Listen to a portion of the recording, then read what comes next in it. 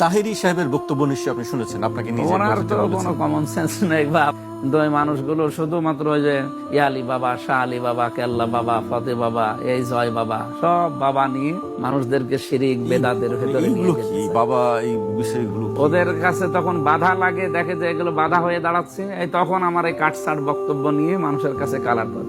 মানে কি করে, এই যে কয়েকদিন আগে যে বিষয়টা নিয়ে উনি ওয়াজ মাহফিলে ফতোয়া দিয়ে দিল যে আমির হামজার ফাঁসি দেওয়া লাগবে ওনার, তা আমি কি বলেছিলাম ওই দিন আর উনি কি করলো, ওই যে বললাম যে ওনাদের নাম আমি আর বলতে চাই না, সংসদ সদস্য নারীরা যারা আছে আমার বোনেরা, ওনাদের যেহেতু বাড়ি ওই এলাকায়, ওনাদের পক্ষে নিয়ে, অথচ ওনাদের খারাপ কোনো কথাই আমি বলি নাই, বা মেয়েদের নিয়ে কোনো খারাপ মন্তব্য করা তো দূরের কথা। আমার মা নেই, আমার স্ত্রী নেই, আমার বোন নেই, আমার নিজের মেয়ে আছে 3টা, আমি তাদেরকে খারাপ চোখে দেখবো বা নিম্নে নামিয়ে দেবো কোন কারণে?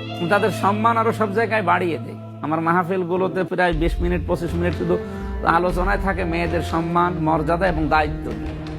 কিন্তু ওনারা মানে তিনারা যে, যেমন আমি নাম বললাম, আপনি যে গিয়াসউদ্দিন আত-তাহেরি, তিনি আপনার পিছনে এইভাবে পেছনে লাগে কি, ওনারা তো জনপ্রিয়তা মাজার ভক্ত মানুষ, ওনারা ওই যে বাবা ভক্ত মানুষ, ওনাদের ওয়াজ মাহফিলের ভেতরে কোনো মাল ম্যাটারেস পাবেন না, খালি ওই বাবা কি করেছে, দাদা কি করেছে, অথবা আমার এই পীর সাহেব কি করেছে, এইগুলো নিয়ে মানুষকে শিরিক বেদাত এইগুলোর দিকে নিয়ে যায়।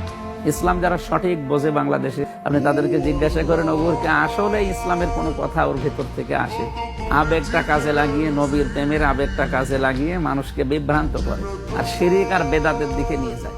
মানুষ তো ভরসা করবে শুধুমাত্র আল্লাহর উপরে, এমনকি রাসূলুল্লাহ আমার কোনো উপকার করতে পারে না, শুধু উপকার করতে পারে, ক্ষতি করতে পারে, এটা আল্লাহ তাআলা, এটা কোরআনের কয়েক জায়গায় আল্লাহ দিয়েছে।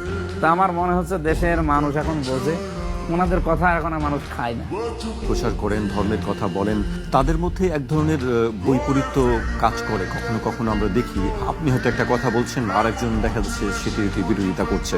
আমি নাম বলবো না, সম্প্রতি আপনি একটি বিষয় বলেছেন যে আমাদের মহানবী সাল্লাল্লাহু আলাইহি ওয়াসাল্লাম সাহেব বলছেন তিনি সংবাদ বাহক, সাংবাদিক, এই কথা বলেছেন, কিন্তু এটি নিয়ে আবার আপনার সমালোচনা শুরু হয়ে গেল। এটা সাংবাদিকদের সংবর্ধনা অনুষ্ঠান ছিল আমার কুষ্টিয়াতে।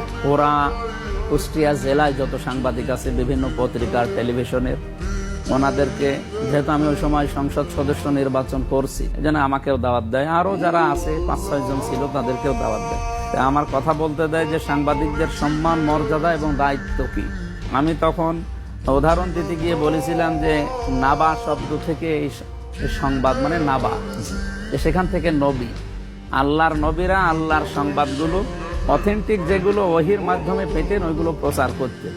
আপনারাও যারা সাংবাদিক, আপনাদের উচিত, আপনাদের সম্মান কিন্তু অনেক, আমরা সবাই আপনাদের বলি যে মহান পেশা সাংবাদিকতা, একটা মহান পেশা। এই পেশাকে যদি সত্যিই মহান বানাতে চান, নবীরা রসুলরা যেভাবে আল্লাহর সংবাদগুলো মানুষের কাছে পৌঁছিয়ে দিতেন, তারা এক ধরনের সাংবাদিক ছিলেন। তা আপনারাও সাংবাদিক, কিন্তু ওই ওহির সাংবাদিক না, আপনারা বিভিন্ন মানবতার সংবাদগুলো সত্যটা প্রকাশ করবেন, তাহলে নবীদের সাথে কিয়ামতের দিন আপনাদেরও হাসর হবে। এখানে আমি আল্লাহর নবীদের কথা বলতে গিয়ে ওহির সংবাদ বুঝিয়েছি, আর আপনাদের ক্ষেত্রে বলতে গিয়ে যারা এই যে সাধারণ সংবাদ কালেক্ট করেন তাদের কথা বুঝিয়েছি যে আপনাদের মর্যাদা কিন্তু অনেক, কলমের অনেক দাম। নুন আল কলামি ওয়া ইয়াসতুরুন মা আনতা বিনিআমাতি রাব্বিকা বিমাজনুন, এই আয়াতের ব্যাখ্যাও করেছিলাম ওই দিন, যে কিয়ামতের দিন আল্লাহ রাব্বুল আলামিন কলম, এই কলম দিয়ে মানুষ যা লেখে, এই লিখিত জিনিসের কসম দিয়েছেন। সুতরাং আপনাদের হাতে সাংবাদিকতা যারা করেন, কলম আছে, যা মনে চায় তাই লিখবেন। সত্য বিষয়গুলো যদি তুলে আনতে না পারেন, আপনার সাংবাদিকতা করার দরকার নেই। এটা পেশাটা অনেক দামি পেশা।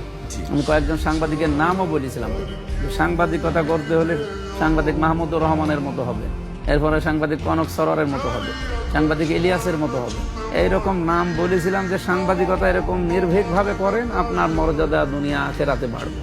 সেই কথার পরিপ্রেক্ষিতে থেকে আপনাকে বলা হয়েছিল যে ওই যে কাটছাট করেছে, যেটা ওহির সংবাদ আর আপনাদের সাধারণ সংবাদ, ওহির সংবাদটা বাদ দিয়েছে, দিয়ে আপনাদেরকে নবীর সাথে মিলিয়ে দিয়েছে। আমি কি পাগল হয়ে গেছি বা আমার কি সেন্স নেই যে আমি নবীদের সাথে আপনাদের মিলিয়ে দেবো?